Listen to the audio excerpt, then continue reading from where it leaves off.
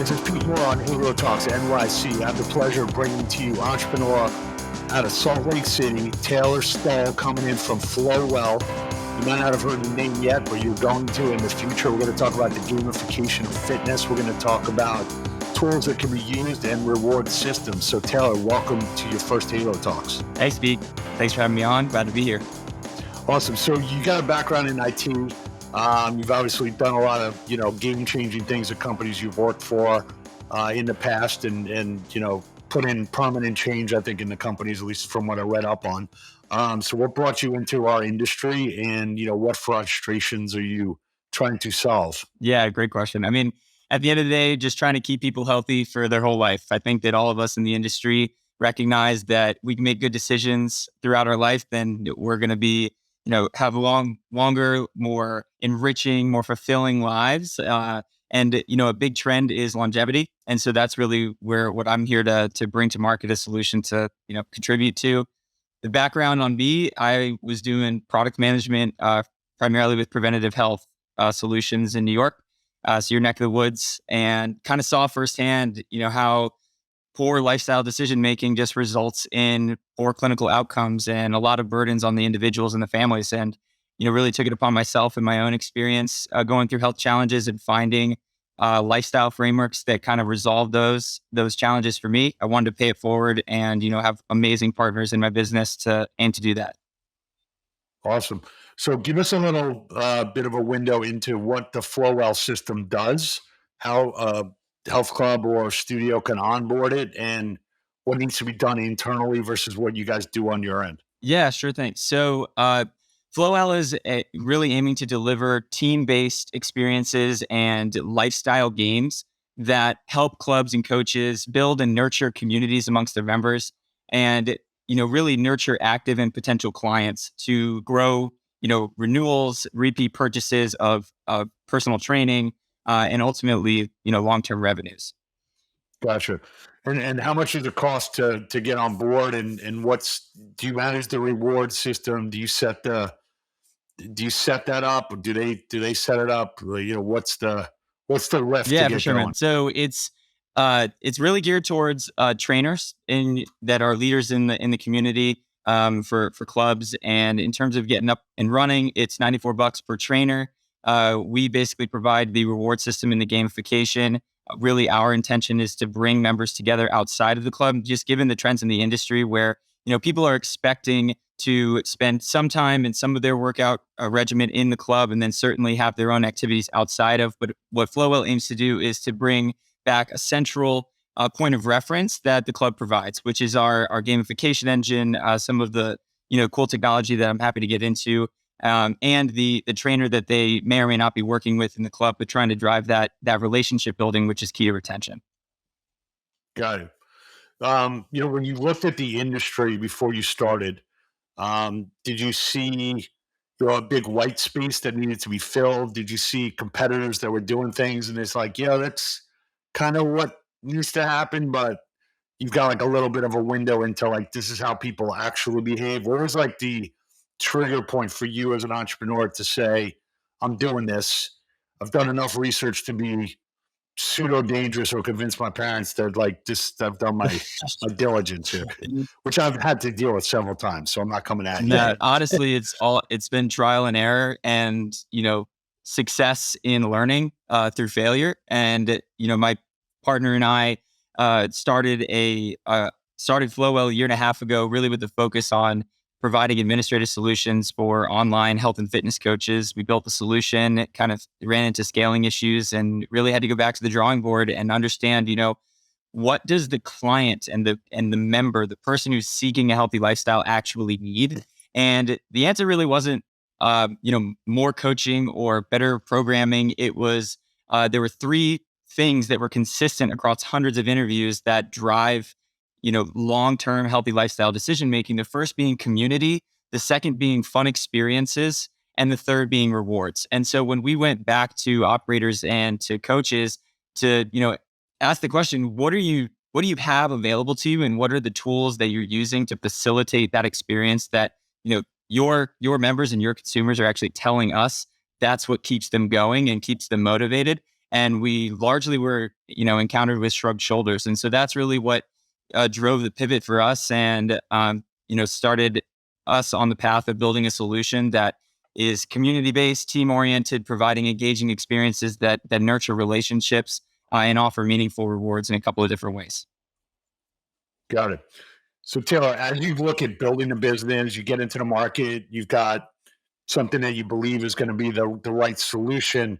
How do you think about going after, certain accounts and maybe branded accounts? So you could say, hey, I've got the Crunch account, or I've got the Gold's Gym, or 24 hour or Lifetime. Do you think about it as clients beget more clients, and having a certain type of client kind of sets the tone for your sales process? Or have you thought about targeting and like what a pipeline looks like for entrepreneurs out there that are thinking about starting a business? How do you think about that strategically? Where I learned in my journey is transitioning the approach from a transaction focused sales process where it's just kind of spray and pray, and you really go after whomever is going to accept your offer, to a much more relationship oriented sales process. And it's all about asking questions around what is the pain point. And honestly, what I found success in is asking what their ideal solution might be with some of those bigger accounts, and in getting those decision makers' opinion on the core problems that we know members and consumers alike have when it comes to the motivational factors that drive healthy lifestyle decision making for the long term, and certainly spending in health and wellness. And that's been super successful for us, and honestly integral to our product development and market validation, just because we are able to collaborate with folks who have 20, 30 years of industry experience, and ultimately build something that we know is going to not only be right for them but for their organizations, and organizations like that, as we continue to scale up. Yeah. So what are some of the early wins that you found on your end where you could say, "Hey, we got this personal trainer. They had X number of clients. This is what happened over the first 90 days," or, a challenge that you guys, Yeah, for sure. supported. So, I mean, to be very transparent, we're super early in the journey and only have about 160 coaches onboarded into our beta platform, aiming to be Okay. in the app store by the end of the year. And then in terms of successes, I'd say that it's been mainly through the what we've been able to offer, because we're relatively new, is frankly community building amongst the coaches, and having that validation of it's been really difficult uh for these trainers and coaches to kind of have an understanding of the foundations in which they can build community and nurture relationships amongst members, and being able to pull people together in that are at different stages of their career, to be able to provide value through mentorship and through advisory, and just open conversations in groups, has been a, integral part of what we're building, that's outside of just the strict software. But we've definitely heard amazing testimony and kudos from the customers that are on with us. And certainly looking forward to having being able to support those coaches as they get into 30, 60, 90 days with the application, to be able to facilitate community and really drive those repeat purchases and renewals. That is our main objective. Got it. Do you think that, look, I've been in the industry for 24 years now.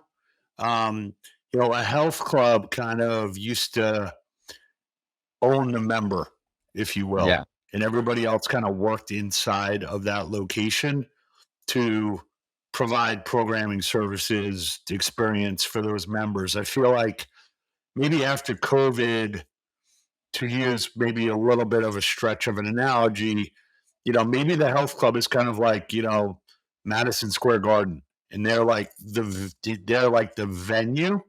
And what happens inside the venue is, I've got different teams that are basically renting out or paying to use my venue. And then basically the relationship with the fan, if you will, or the member is kind of like I'm a New York Knicks fan and I have my own fan. I'm the Knicks and I have my own fan base. I'm the Rangers. I have my own fan base. Do you see or do you feel, because you're living it, that the personal trainer or the group exercise instructor might think, hey, this is kind of my community, and I'm like, it's being hosted inside of your club, but maybe I have more responsibility or more ownership over these specific members, which kind of furthers what you're talking about is basically like we're taking micro communities based on whatever it is, based on a goal, based on a time, based on an age group, based on an illness that we're trying to eradicate, whatever it is, like there are micro communities inside of it. And maybe the owner of that community is the personal trainer or is the group exercise instructor or is the program director. Do you see, do you feel that or do you see that? Or am I thinking like that there's something that's changed and maybe hasn't? No, I think that, at the core of community, there's kind of three things. It's a common purpose, as you mentioned. It's a common place to congregate and communicate, which is likely the studio, or in our case, our application, and community forums that we're building. And then the last piece is a leader. And so naturally, the individuals who are most passionate, most skilled and trained, and most willing to be able to pay, share their knowledge forward with interested members, they're going to have a really strong opportunity to influence those members over time. And the intention for us is to really, create stronger partnerships between trainers and group fitness instructors and coaches, and club operators, so that we're all on the same team, and facilitating the all the different pieces that need to be in place in order for a member in this day and age's healthy lifestyle journey to be fully fulfilled, right? Both in the gym or the studio and outside of. And that's just integral, I think, for the future. And we certainly are aiming to bring to market a solution that bridges that gap, brings people together in a way that all parties win. Memberships retained, relationships are forged with the coaches and trainers to add on that additional revenue line. And then also there is supportive opportunity amongst the member population, which is something that we've heard is really missing. People go to Right, right. gyms, they've got their headphones on, people don't talk to each other. It's a tough thing compared to, I know when you probably started in the industry, you were, high-fiving people when they finish their exercises. And that's something that, would be amazing to get back to. And I think something the world definitely needs. But being able to provide that hybrid solution that relies on a leader to sort of, pave the way in terms of what that might look like is something that I think club owners and operators can really lean on group fitness and instructors and coaches to really facilitate that opportunity. Gotcha.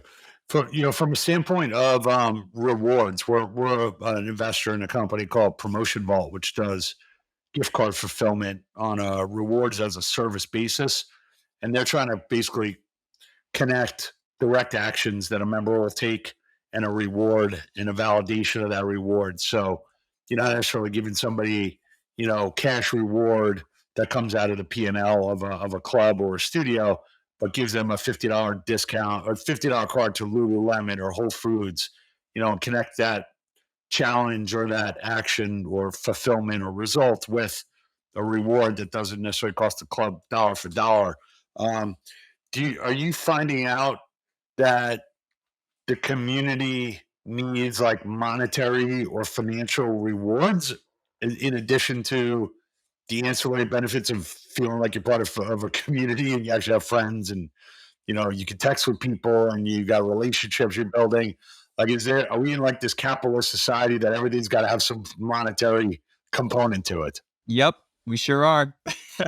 Okay, Yeah. good to hear. Yeah, Good to that's hear. like I was saying before, I mean, we navigated a pivot of our business by just really going and speaking to the consumer and the member who, has or is looking for a way to live a healthy lifestyle, you know, in perpetuity. And the three most important things in order are community, fun experiences, which comes through gamification and teams, and then rewards. And so and what we learned is that if one of those pieces are missing, then there's there's room for attrition and not meeting the needs of the member or client. And so that's really where, our solutions aiming to kind of bring together all three of those to make sure that the formula is met, and there's no missing piece. And there's some Right. creative ways to do financial rewards nowadays that don't take a dent out of the P&L. And I think that what you mentioned in terms of partnerships and gift cards and things of that nature is certainly one of them. Flowell is using a spin-off of a play to earn model. So we are basically tying, health activity, attendance at clubs that we track through wearables and integration that then translate into points within our gamification engine and can result in the opportunity to win cash rewards through Yep. tied to the Ethereum blockchain. And, as in addition to other opportunities to redeem points, right? Like we have the gift card and discount code redemption, certainly. And then, one of the core pieces for us is that we want to create an emotional relationship with each member, not just amongst their fellow community members, but also with Flowell as an entity, because there needs to be trust there in order for an individual to share their health and lifestyle goals and data with our application. And so the way we're doing that is through using that information to power a personalized, dynamic character or avatar within Flowell. And Got it. yep, so basically it's a mirror of your lifestyle.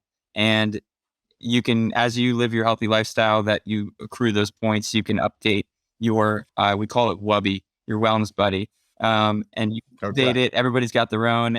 You can, get new skins, swag them out, send them on adventures, and continue to accrue those points where those rewards are going to be, more and more available over time. Got it. Yeah, we should definitely hook you up with Promotion Vault. They're also inside of 3,500 studios and health clubs, so it might be a good combination Yeah. from a selling standpoint. So I've obviously aged well, but I'm probably twice your age. I'm assuming. Let's just say, or in that neighborhood. So let me ask you this question, and that's out of respect, by the way. You're a young entrepreneur, and you're going to make shit happen, and that's awesome. And I'm glad we're having this conversation, and we can be helpful to you. What are some of the things that I think resonate with you that definitely don't? So my point is like my nephew's on like Fortnite, Yeah. my niece is on Yeah. Roadblocks. Um, they don't know how to read script, right? Because they never got taught script. They only got taught how to type and like block, lettering. So I can't write a letter to my nephew in script, cursive, because they don't know how to read it. So what are some of the things that you would tell somebody who's been in the industry 20, 25 years and say, like, look, if you want to cater to me, like, here's certain words that, like, don't use these words, or like, I don't respond to like this type of offer anymore. Like, give us a little insight into your generation, Yeah. or Yeah. like I know when somebody like sends me like, oh, that's awesome, that's fire. Like I know what that means, right? Fire. That's really hot, right? Okay. My point is like, what are some of the things that like a 40 to 60-year-old health club operator would say, like, hey, this is a great marketing initiative to go to the younger generation, and you're like, look, dude, this thing like dropped like a dead mic on us. Um, I'm putting you on the spot here, but yeah. like there's certain things that you're like, dude, like zero and free. Like I know it's not zero, I know it's not free. Calling bullshit on that.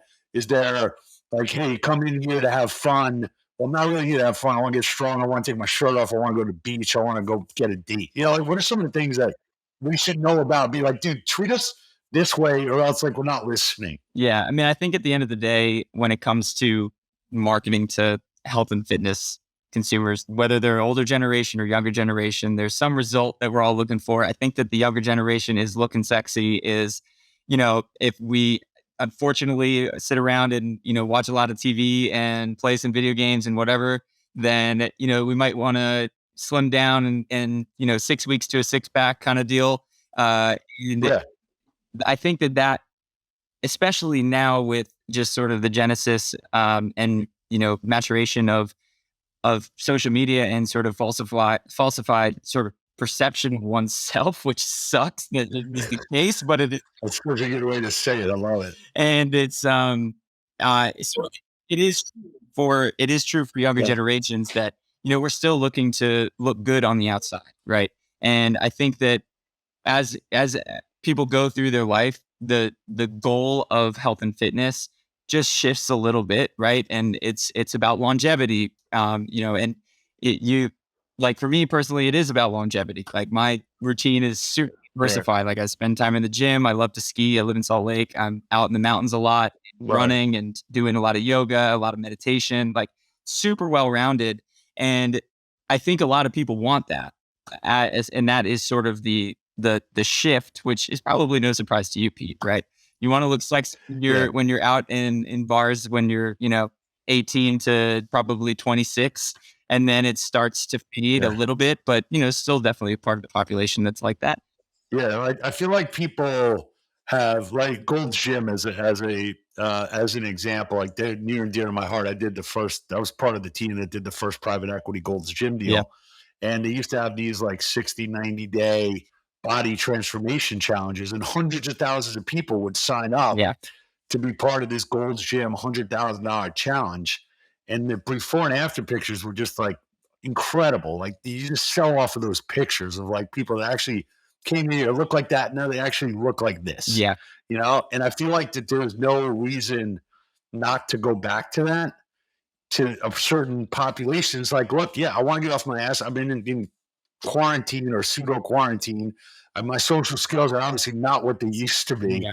I might as well look as good as I can or get back into the The game. other piece of this, though, Pete, which I think is super integral to mention, is that despite everybody wanting to look good, like we're and I'll make a generalization here, quite lonely. Like, and I think Yeah, totally, bro. there is a you know flawed perception amongst a lot of health and fitness apps and businesses and whatnot, where the growth model is like invite a friend to come participate with me, which is awesome. But when I went and asked people, do you have a friend to invite to go on your personalized health and fitness journey with you?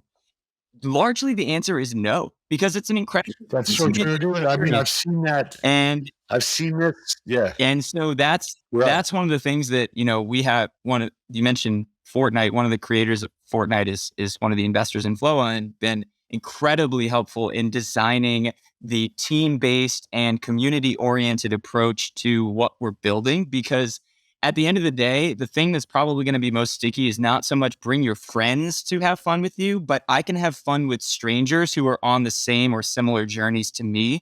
And that is where, we're kind of coming in with an intention of bringing people together who may not have known each other before. Yeah. No, I think that's really important. I never really thought about. Well, look, I moved out to Manhattan Beach, California, from New York, several years ago, um, and I was like, dude, I can't figure out how to find somebody to play tennis with me. What? Like when I want to, it's like I should have friends or I should find those people easily, and I just didn't. At the time, and then a friend of mine was very had a lot of free time, so it was great because I knew him for 20 years, so it was very easy to reconnect with him to be my tennis partner. But the point is, like those are certain things that are a tell of. Like you offer somebody like you a membership and say, "Hey, you can bring a friend at any time." It could be like, "Hey, man, don't put pressure on me." Like I'm here to like work out. I want to meet new friends Yeah. because my old friends would have signed up with me. So maybe that's not like Planet Fitness obviously does it as part of their black card, which is great. But that's a great insight. And also, I think people need to go back to, you work out and you do strength training, to look a certain way in the mirror and to feel confident. And that kind of, is almost like the endorphins that create your confidence in everything else you do. So why run away from that? Yeah. Or why say like we're just trying to help you with your mental health? Well, no, help me where I look in the mirror, and that might help me with my mental health at the same time. So let's not bifurcate the two because they're actually highly connected. Yeah, for sure. I mean, I think that it really just depends on your target demographic, right? And that's something that we definitely have learned, and is a huge lesson for me, at personally as an entrepreneur, is just not trying to speak to everybody, right? Like if your marketing hook is going to be in the culture of your gym or studio is, hey, body transformation, let's shed those pounds and make you ripped and oily and absolutely shining when you go to the beach. Like Yeah, that's who you need to speak to. But if the idea is, I want to Yeah, throw a man groomer in there, Yeah, like a well, rechargeable man groomer. experience, then you need to speak to that. And I think that a lot of people do fall on either side of the spectrum, and it really just depends on who your audience is. Because I do believe that the relationship piece and making friends and being aligned in the pursuit of an enriching and fulfilling life that is driven by health and lifestyle, that's something that is going to appeal to certainly your demographic, but also mine as well, as we continue to Yeah. seek out Yeah, look, we can hang out, man. Like our demographics aren't like, independent. So we dude. could flow well together, You can be is on what my I'm saying. team, Right. man. I would love to have you on Bam, my bam. team. There you go. Yeah, you said you need a leader. You're a leader, I will. That's great. Well, All right, man. Well, look, welcome to the industry. Please use the term halo, health, active lifestyle, outdoors. We hate the word wellness. It's the opposite of illness. So if you're not sick, you're just okay. We're trying to create the halo effect, and the gamification of the halo effect is important. I think it's going to become more and more important. And anything we do to help you get the inroads in here, let's keep in touch. So, Flowell, we'll have all the info in the show notes, and keep doing what you're doing, and find a special sauce. Because it sounds like you're onto it, and you just gotta get there, and then it's like the aha moment happens, and it sounds like you're like on the precipice of that. yeah, I'm glad you feel it too, man. Well, great to talk to you, man. Thanks for the candor and transparency, and it's good talking to you. Thank you.